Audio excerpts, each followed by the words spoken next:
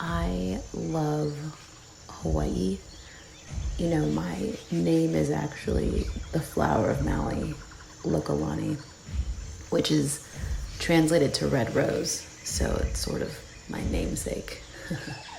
I haven't been in quite a while. You know, my family has deep roots there, and I feel every time I'm there, I've discovered something new about my family, myself, or new friendships.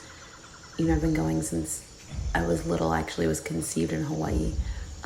And I remember being on the plane, flying out of San Francisco, and wearing a muumuu back home from visiting my grandma Nina Deer in Honolulu. But the last time I went to see my dad. He lives in Maui. He's been there for a long time, and he pretty much knows many people. Many people know him. It was funny. I remember going to a record store once, and they said, "Oh, you're Champ's kid. You don't have to pay for anything." But this time I discovered a lot more about who my dad is and what he does in our family, actually, which was really beautiful. But I met some really great people there the last time that were chefs, and we had a connection, and it was amazing that you can travel around the world and go to a place that sort of stays the same, not much changes, which it doesn't need to because it's such a beautiful place. I always say that you have the best skin and hair in Hawaii, but you know, it's such a big part of who I am and our family and the culture.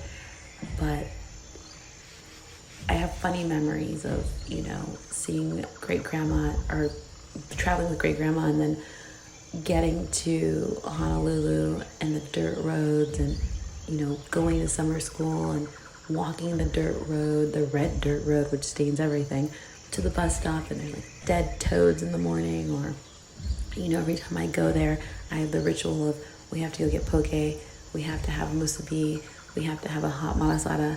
You know, all of that is nostalgic for me, but mostly how spiritual it is. And so I think each time I visit, I open more of myself into its vibration because it's so high. There's so much going on there.